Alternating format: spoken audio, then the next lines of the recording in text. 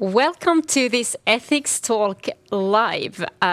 Me and Nina, we are super excited today, as we are always when we host these discussions. Of course, because so many of you have signed up. Some of you are watching now live. Some of you we know will watch the recording. But we have hundreds of you that we know will watch this, so that is awesome. But we are also so excited because we have a real guest from all the way from United States here in the studio with us in Finland. And that is something that Nina is going to say a few words more about. Who do we have here? Many of you know, of course, because that's very likely why you have signed up. But we also have a guest with us from the UK who is sort of coming online with us to the discussion. And today we'll try to have a discussion on sort of the real risks that we face as ethics and compliance officers. We're going to learn from each other, we're going to share, and we're going to talk about sort of the hot topics that are on our lips. We're going to talk about whether organizations actually can be fully ethical, and also if we need more lessons learned the hard way to make sure that we become better and more responsible as organizations. I think we're going to talk about ethical blindness, which I know many of you are familiar with. We're going to talk about whether that's something real or perhaps an excuse. And we will talk about also some of the hot topic that has come out from the DOJ during last week. And we had actually planned to talk about incentives and self-reporting and cooperation and so on, even before these latest remarks. But obviously we cannot avoid talking about that as well here today, Nina.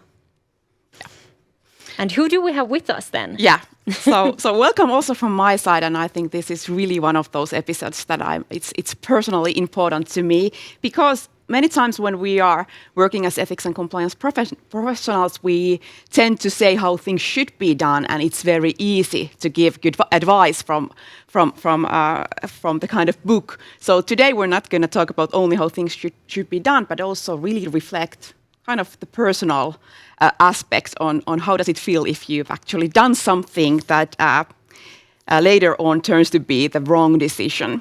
So our first guest today, all the way from the US, live here in a few minutes in the studio with us, will be Richard Byström. And Richard is really the true person who's learned the hard way the importance of ethics and Richard spent much of his career in an international sales executive, and in 2017, Richard was targeted by the United States Department of Justice in an FCPA investigation and was terminated. And in 2012, he was sentenced as part of a plea agreement and served 14.5 months at the US federal prison camp. And currently, Richard is my colleague as a consultant. He's giving lectures and talking about these very personal experiences on the gray zone where he's been operating. And also, if you're looking for a good speaker in your internal events, we can certainly recommend Richard's story. And our other guest who will be joining us through the line is Patrick Rappo. Patrick is the Global Co-Chair for Investigations and Compliance Group at the DLA Piper, and also partner at the UK Corporate Crime and Investigations Group. Patrick regularly advises on the conduct of internal investigations and responding to government investigations and prosecutions. Prior to joining the DLA Piper, Patrick was host head of the Bribery and Corruption Division at the UK Serious Fraud Office. And before I hand over to Anna, I just want to remind you all that please join our guest in this conversation by posting your questions in the chat. And I think we already got a few good questions beforehand, so feel free to share further. Yes, and also before we invite Richard here to the stage and take Patrick with us online, obviously we want to thank DLA Piper that's enabling this discussion, and also my speaker that we can be here in their awesome studio, and they help us with all the technicalities. So a huge thank you there. And also we are not going to talk so much about, the in-depths of Richard's story. And those of you who want to listen to how it actually was and when he was targeted, there is a very interesting discussion from Monday this week. So Richard was in Stockholm together with the prosecutor that actually was on the DOJ side and that is now working in private practice. And our compliance colleague Hema facilitated a great discussion among those two. So we're going to post that link in our newsletter as well, if you want to listen to sort of that part of the story. And today we're going to cover more the lessons, what we can take from that here and now. So just wanted to mention that as well. But Nina, shouldn't we get started? Yes, Richard, welcome on stage.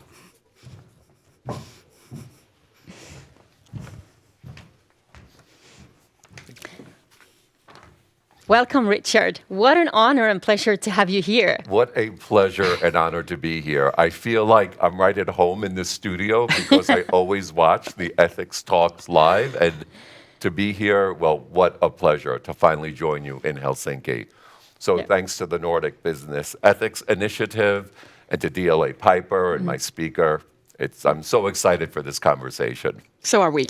So are we. And hello, Patrick. Glad to have you with us. How are you? Hope you can see and hear me okay. Yes, we do. We do. And if I can echo Richard's about it's a pleasure to be here with you, and I'm sorry I can't be there in person, and I wholeheartedly recommend that people sort of tune in and listen to Richard's story, as it's a fantastic story to listen to. Obviously not one to live through, but a fantastic story to sort of hear of those risks. So I would recommend all of our listeners to to go and download that and view it. Yeah. Yes, for sure. And I actually wanted to get started on sort of very hot topic. I think there are not many of us who've sort of missed the Monaco memo that came out from the DOJ last Thursday, I think it was, and then we had some other remarks coming out on Friday, but by Kenneth G.R. Polite. I think that's how you should pronounce it, or is it Polite? I maybe Polite. Polite, yes. But we might ask Patrick about that. Yeah. But anyhow, so two very significant remarks coming out from the department end of last week, and very interesting to see how they take up some topics that we had planned to talk about here today, even before reading that. So we're going to talk about sort of the incentive part a little bit later. So I'm not going to dive into that, but that was something that came out very clearly in enforcing sort of a culture that the department is expecting us to work with that. But let's come back to that. I wanted to start out with a first question on the individual side, because you are here, Richard, because you are an individual offender, right? And in certain jurisdictions, the law enforcement actually more target individuals, and we don't have these corporate settlements, and that is the case here in the Nordics. So we don't really have these mechanisms as the corporations going out and doing a big settlement. And we don't have that many enforcement actions here either. So I don't know if it's a good thing to focus on individuals or not. What is your view on this? Should actually law enforcement target individuals, or should the organizations and sort of these big corporate settlements be the thing?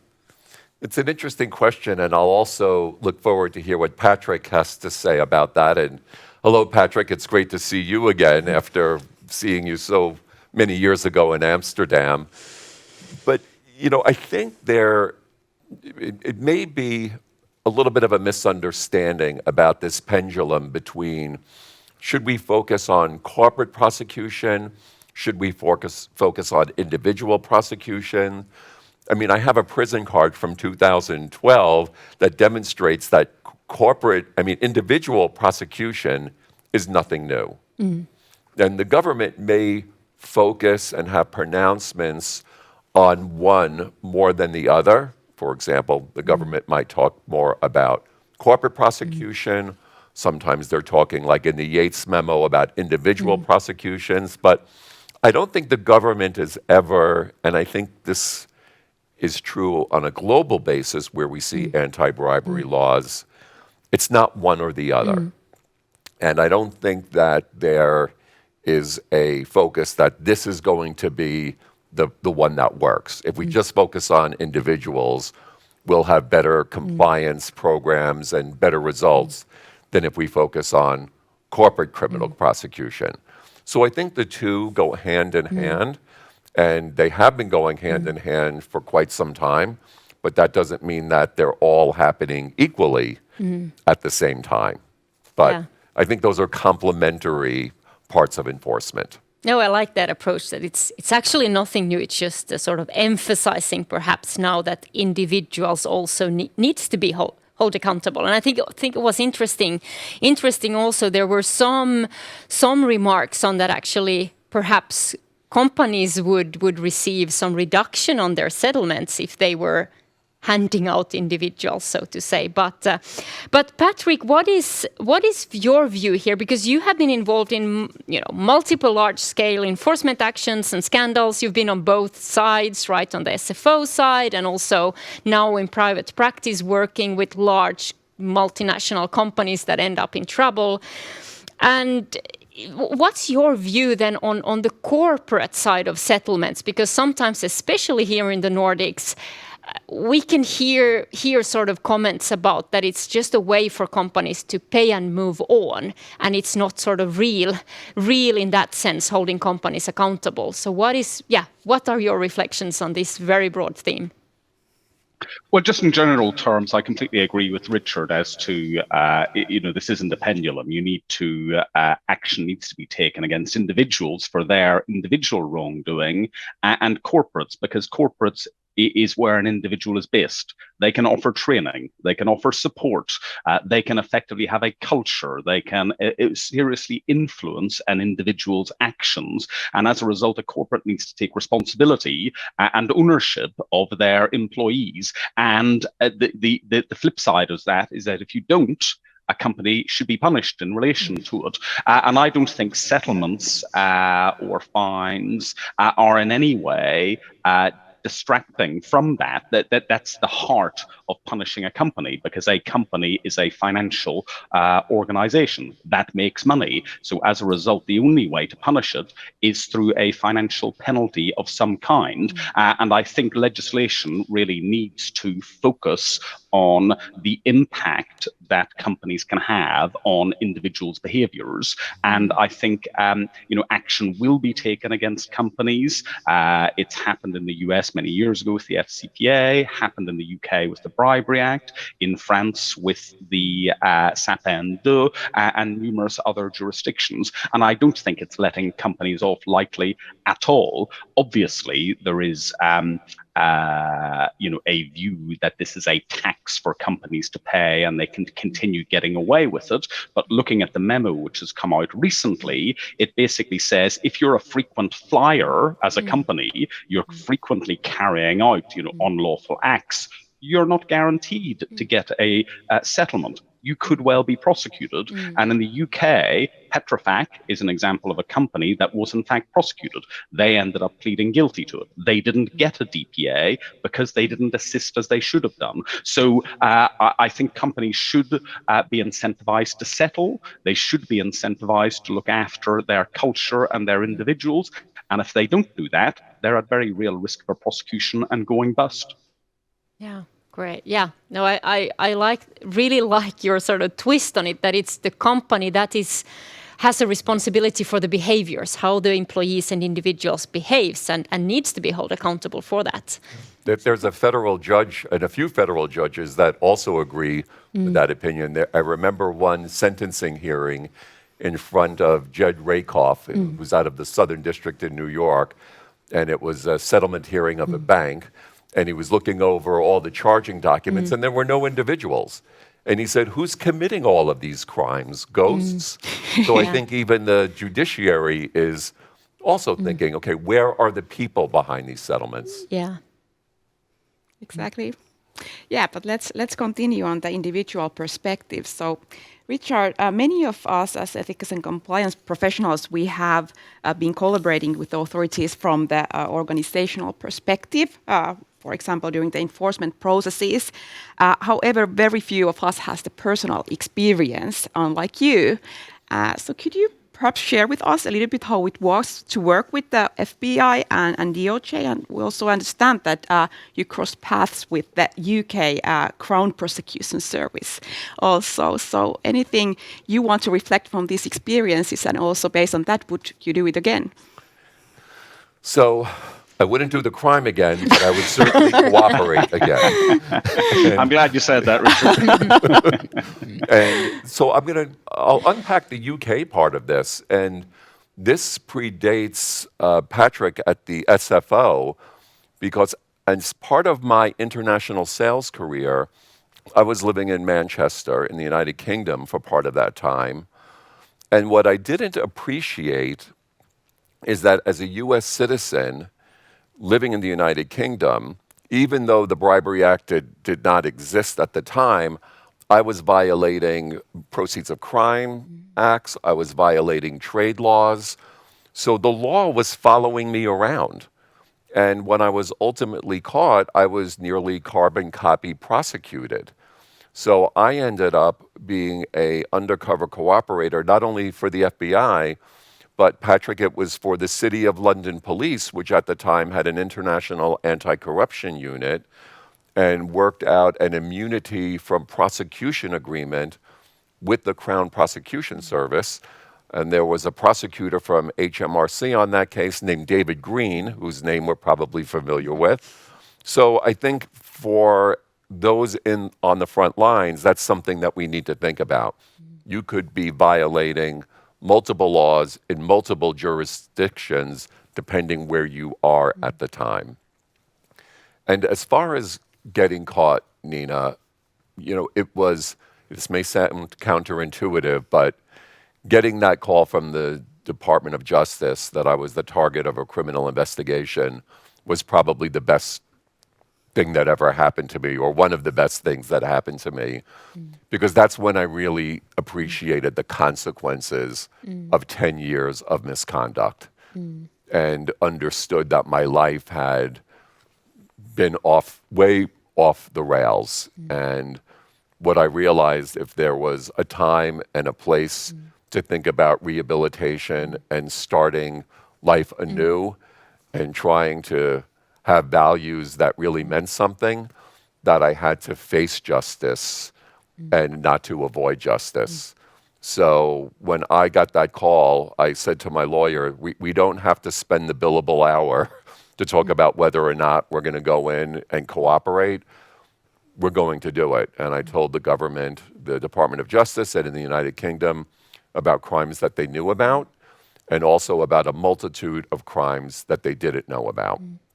So this was the start in the spring of 2007 of really dealing with the wreckage of my past and coming clean with society and my family.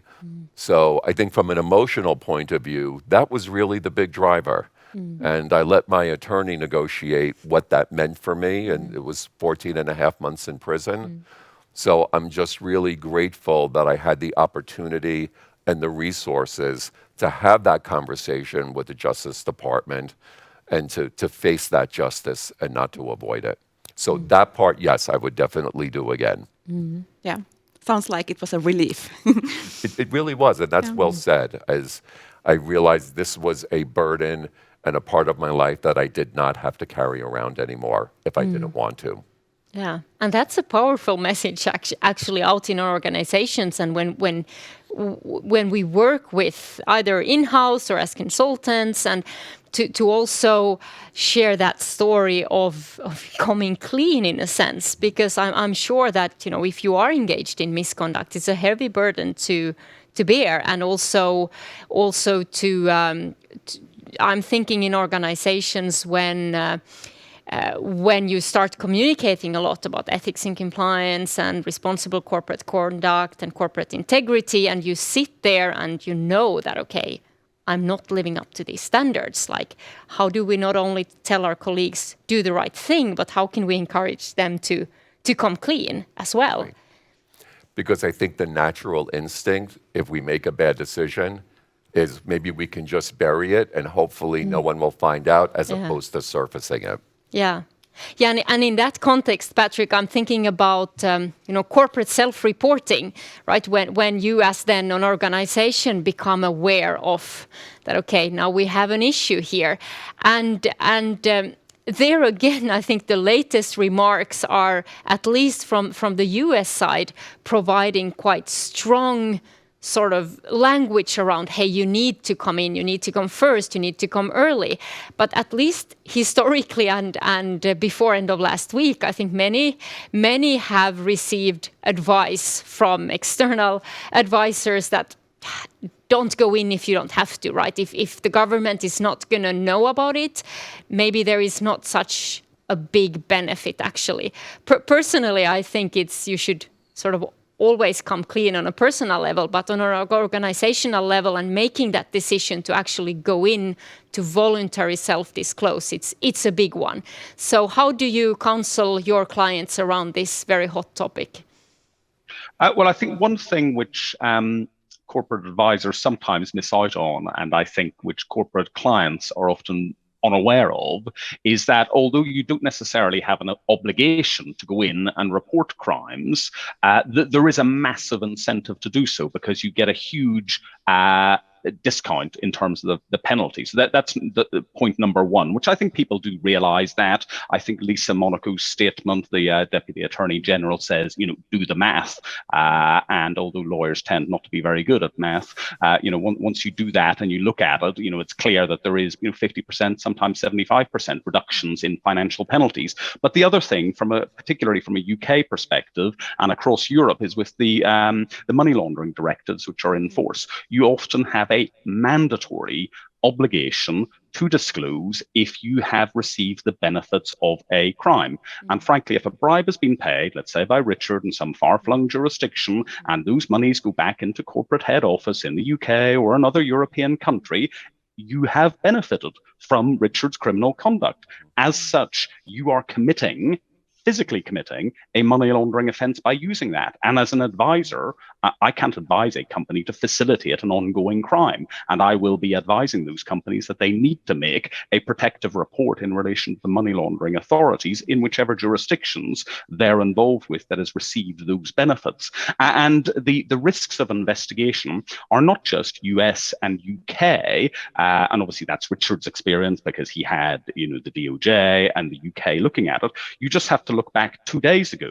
The Danish prosecutors were able to extradite Anthony Patterson from the UK, a UK individual, in a UK company across to Denmark in relation to a Cumex scandal investigation that spans Germany, France, Italy, Denmark.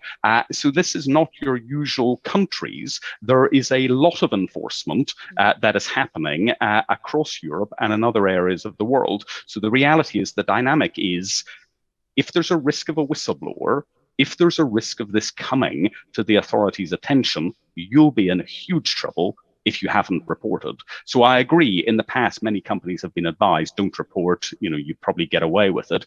Very difficult now with Proceeds of Crime Act legislation, and very difficult with the incentives that are given to whistleblowers and others to come forward to protect themselves and provide information to the state. Yeah. No, I tend to agree. And it was really interesting in the discussion we had in Sweden there from the public prosecutor side also sort of they said, as companies, you should come clean, you should come to us. And then, we as companies sit there and say, but it's not clear what will happen. But I think that is in the anti-corruption field where it's still a bit immature. But as you say, Patrick, money laundering regulation, very clean on that. You need to come first, come in, proactively disclose. And then we have other compliance areas. If we think about data privacy, for example, there as well we have an obligation. Yeah, 72 hours, and you need to say you had a breach. And, antitrust compliance, competition compliance as well, there you have a clear incentive of coming in. So I feel like... And that's the interesting thing, sorry to cut across you, No, from the Deputy Attorney General's memo, because it says within that, if you've gone to a foreign prosecutor, i.e. a non-US prosecutor, and have told them, but haven't come in to us to tell us, we're not going to view that too kindly. So the reality is, not only do you need to consider, should I make a report, you need to be considering, who else do I need to make a report to? Because frankly, international cooperation today is much stronger than it was a decade ago or 15 years ago when Richard was facing the issues that he faced. Now there is cooperation with jurisdictions like China, those within the Middle East and Africa, which you would not have expected. So you really need to consider, do I need to report, and who do I need to report to, and how quickly do I need to report this? Yeah. And this, Nina, we're going to talk about, compliance programs and really practical aspects here as well. But I think this puts a lot of responsibility on us working with companies and in companies to have good compliance programs, because you need to get that information as well, and to be proactive and make sure you have whistleblowers coming forward, or you have a monitoring program where you catch things and so on. So I think all of this focus on coming clean, coming first, puts a burden on us, hey, we need to make sure we have programs that can deal with this. Definitely. Do we have, Nina, any questions from the line? Yeah, I'm just looking at the chat, and I'm starting to cry because there's so many different countries once again, representing. We have here Sweden, Netherlands, Vienna, Brazil, Austria, Denmark, Madrid, South Africa, Dubai, Göteborg. So many familiar names, but no actually questions in the live chat. But we got one or few questions from Mika.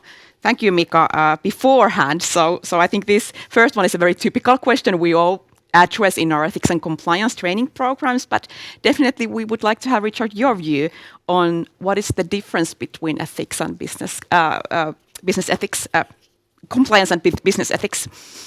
So compliance and business ethics. So when I think about compliance, I think about the risk platform, right? These are the rules, policies, and procedures that are somewhat designed with a criminal law lens, right, to make sure that we stay within the guardrails of international legislation. So I think of that as let's call it a foundational element of an ethics and compliance program, because those are very real issues that have to be a part of an organization's risk framework. But then we talk about business ethics. And that's an interesting subject, because I think if you ask 10 people to define what business ethics are, we're probably going to get 10 answers, aren't we? So I think I can help maybe define what it might look like. And I think good, solid business ethics, and going back to this wonderful book, The Gray Zone, which I have a wardrobe to match the book, not the other way around. It really has a wonderful concept called friction. And I think good business ethics are when you have your leaders, whether they're your compliance leaders and your business leaders, where they're all looking at what the workforce challenges are. And they're more now than ever, right? We have sanctions issues. We have CSR and ESG, data privacy. All of these things are going on right now. And if we say yes to everything and say we're ethical about everything, I think we're going to end up in the wrong place. So when I hear about friction and I hear organizations struggling with what they can do, what they should say yes to, and more importantly, what they're going to have to say no to, that's my definition of good business ethics, because it means that everyone is embracing their role as ethics ambassadors, that they're taking responsible ethical leadership seriously as an individual, and they're trying to deconflict what are going to be competing corporate tensions. There's going to be this pressure to succeed, and there's this pressure to do it right. And we don't want anyone thinking that they have to sacrifice integrity to succeed. But that's not going to happen on its own. So I think good business integrity is when we're having those very real world discussions about here are the risks that we're going to face. What should we be doing about them? How should we be dealing with them before we're in the middle of them? So I think that's maybe a start. Yeah, that's a good start. And I think when you're making those decisions, it always comes down to the individual choices that we make. So the compliance there gives you a framework, but it's always coming to the individual. Agreed, Nina. And that's part of just helping people have a balanced mindset when it comes to risk and innovation, right? And knowing that you can't always do both. So how can we help you be a better calculator of risk and innovation? Yeah, Exactly. Patrick, do you have a good definition on sort of compliance versus ethics? And I know also the other day, yesterday, I got a question on a person asked me, you always say ethics and compliance. Why is that? Why don't you just talk about compliance? So what's your take, Patrick, here? Well, I think ultimately compliance is compliance with the law. Ethics is just having good behaviors generally. So there's a very good overlap between the two. I don't think you can really have one without the other, because ultimately you need your people to be ethical, safe, and sound. And there's many issues coming up. Climate change is going to be a big issue for the next decade. Sustainability, green issues, and I think there's going to be a huge amount of fraud and a huge amount of corruption and schemes around all of that. And you need people to spot that in advance. Another one is the wildlife trade, antiques, art, which are all sort of areas which are you can hide a lot of money in and transport it quite easily because they're small sort of packages. So I think things will move across into that, and you need to have your systems and controls in place, your hard compliance structures in a way that can identify those issues, but have people having common sense and practical insight to report issues when they see them.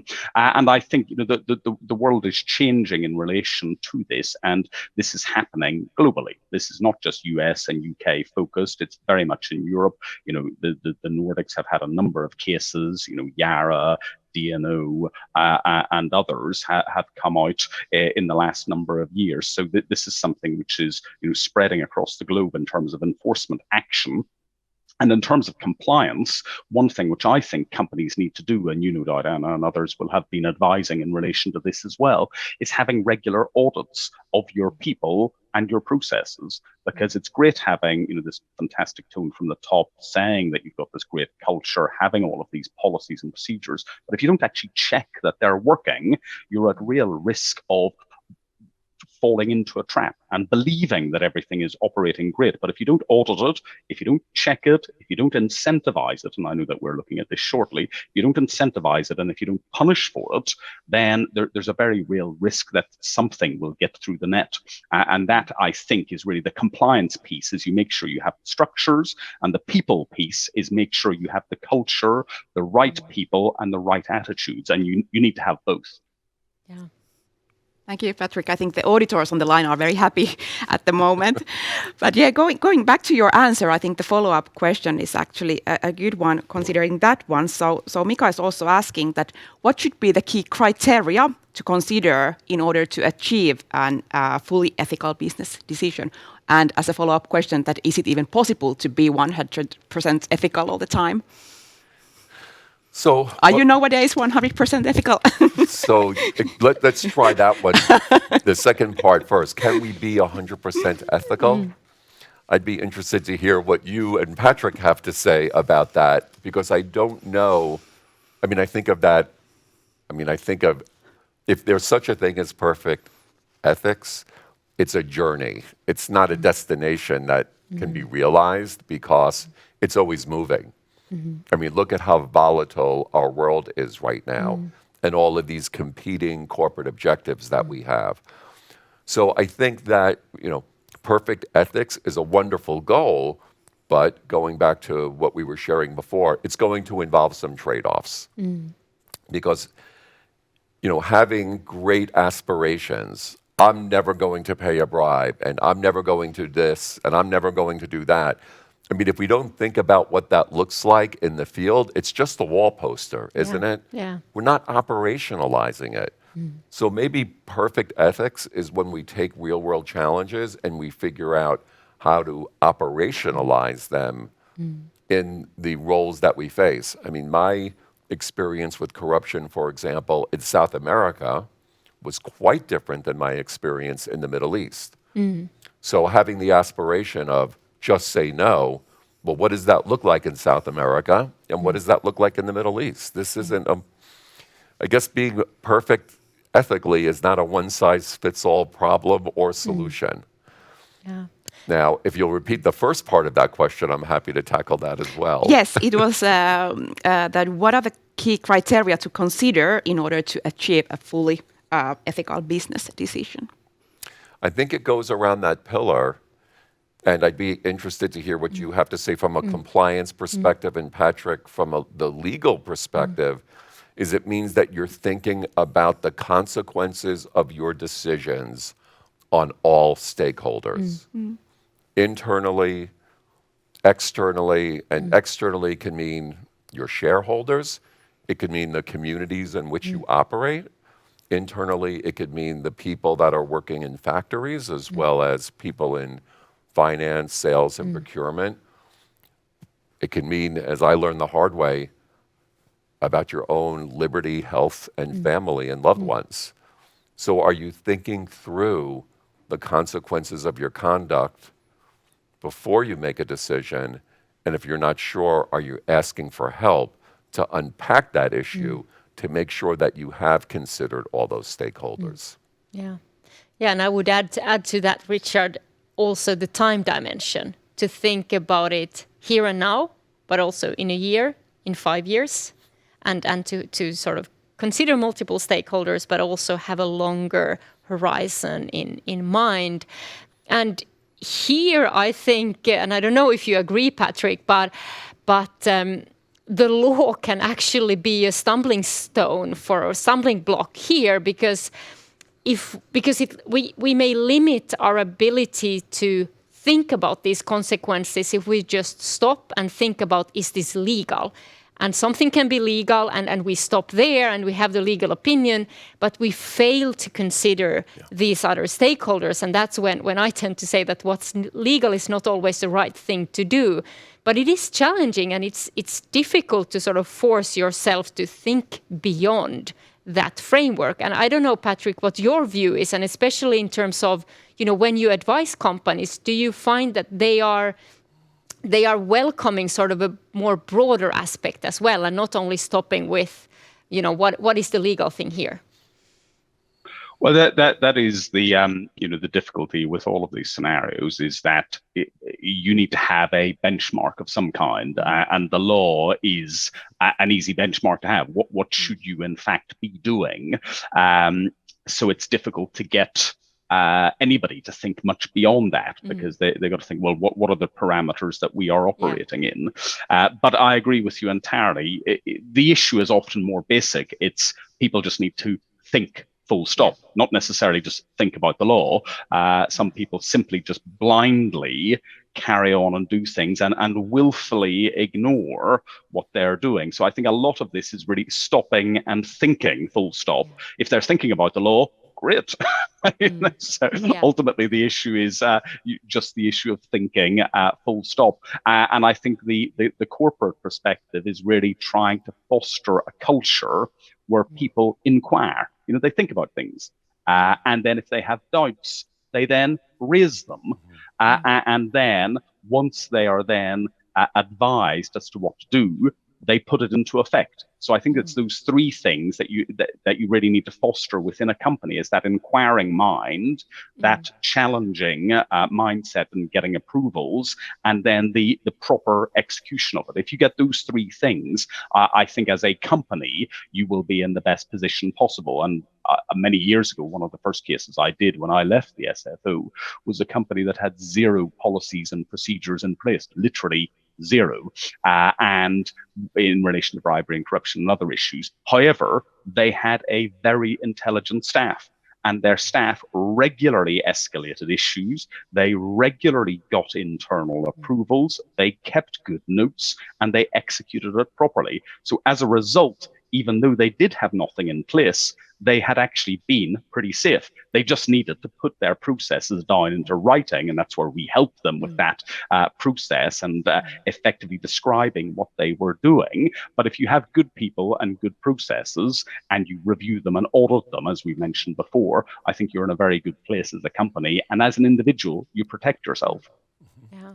And Anna, just to pivot on what you and Patrick had to share, second on my favorite compliance book list to The Gray Zone by you and Michaela is Blind Spots Yeah. by Ann Tenbrunsell and Max Bazerman. And they make a great point that if you just think of compliance as policies, rules, and procedures, without thinking about what are the ethical consequences and the ethical dynamics of your decisions, that your decision making will get distorted instead of enhanced, because we're going to come to think, well, if there's not a rule for something, it means that it is a permissible transaction or it is a permissible interaction. And how much lawful but awful behavior have we seen in the past 2 years? And that's certainly not what we're trying to promote.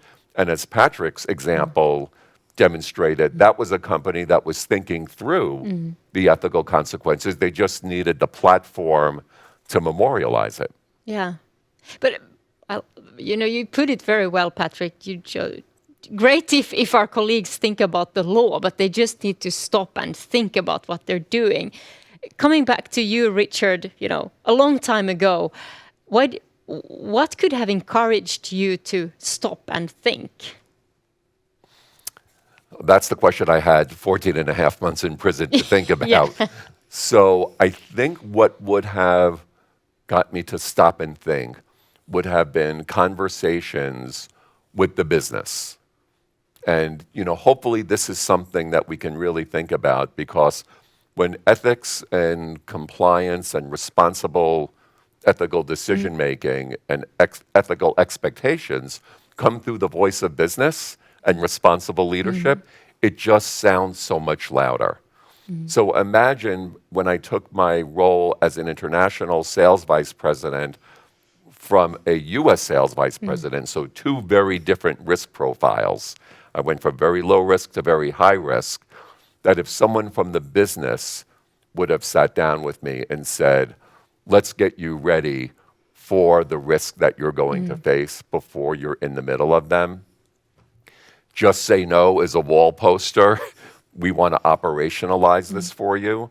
I think we're all fans of Mary Gentile's work, and going even through some dress rehearsals and thinking about some of these things in the safe zone, understanding the resources that were there to keep me successful and safe, while reinforcing that if the power and the volume of get the business done ever overwhelms the volume of how much we care how you get the business done, let's have the conversation again. And I think those are very powerful conversations for two reasons. They're coming through the corporate narrative, not just the compliance narrative. And the other part is they're getting people ready, the Richard Bistrongs of the world. And right now, a lot of people are changing their roles, new supervisors, new responsibilities. Every time there's a change, there's new risk. Why wait till people are in the middle of them when you can help prepare them in advance? Yeah, that's a great one example on how to actually foster the business ethics inside organizations. Anything else that comes to your mind as a tool that organizations can actually do in order to enforce the right behaviors? Pressure test them, right? So, I mean, we know that there's plenty of training out there. There are huge training libraries. But for the people who face anti-bribery risk, for example, are you running them through ethical dilemma workshops? Maybe take something that happened at their organization, anonymize it, make it into a dilemma, and then challenge groups that face similar risks and to say, what would you do under these circumstances?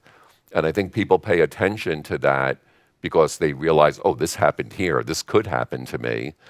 And you really are seeing how they might respond to not abstract or hypothetical situations, but to real ones. So I think that's one way that we can sort of measure the effectiveness and have a tool to help people.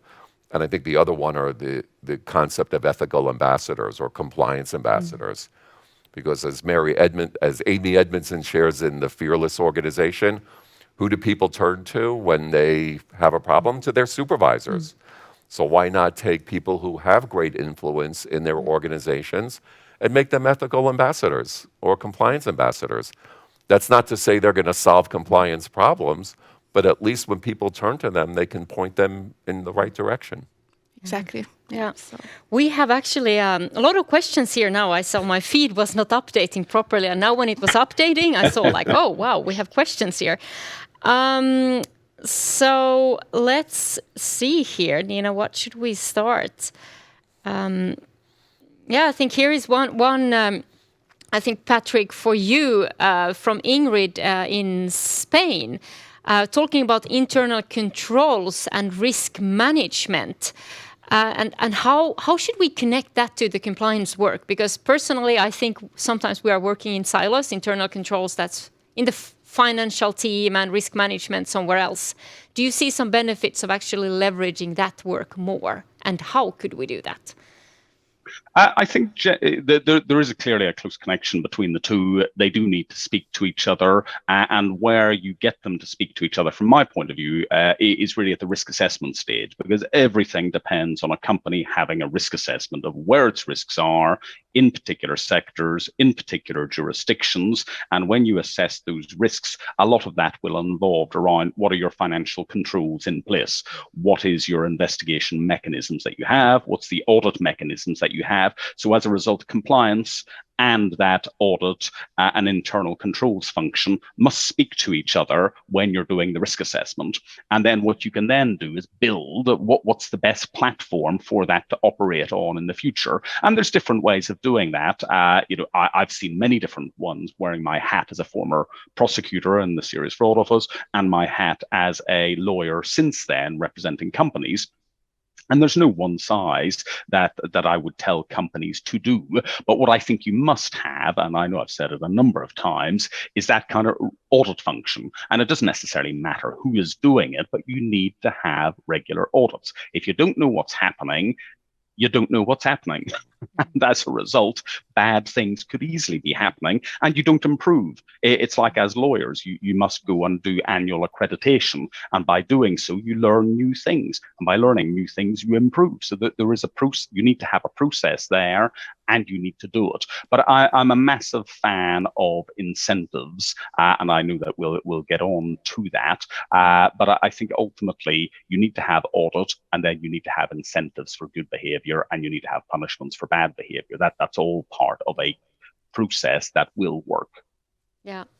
I think let's tackle the incentive ones and then maybe go back to these questions here on the line. But Richard, I know you have been talking about that. You have very personal experience for how incentives can skew things. And now, well, from the recent remarks from the Monaco memo, we see that this is something we should focus on. But I also know from talking to peers out in the compliance community that it's quite difficult. How do you do that? And I guess we can all think about how do we, this clawback and that you can, if you evidence that somebody's done something wrong and violated your policies or code of conduct, I think that is sort of a no-brainer that, then we can have a clawback clause. But what about the proactive incentives and how should we think about that, Richard?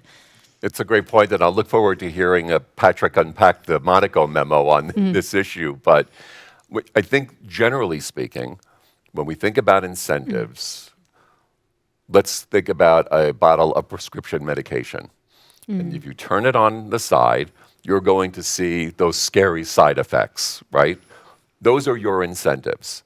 They all have side effects, and they take effect the day you put those incentives in place.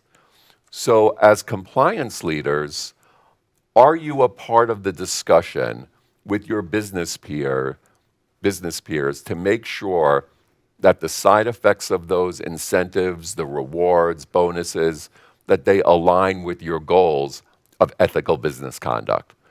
And there's a survey, I think it's about 5 years old, that indicates that compliance leaders are not a part of that conversation. But yet, the US Department of Justice, and we're going back 2 or 3 years, in their evaluation of corporate compliance programs, clearly states, have you considered the compliance implications of your incentive systems, not only for employees, but for third parties? So, I mean, look at my incentive plan. If I made 80% of my goals on a quarterly basis, I got 80% of my bonus, which was about the same as my base compensation. So a lot was on the line, because when I hear incentive, I hear at risk. If you don't succeed, you don't get that incentive. And if I made 80%, I got 80%. If I made 90% of those incentives on a quarterly basis, I got 95% of my bonus. It was like a hockey stick effect.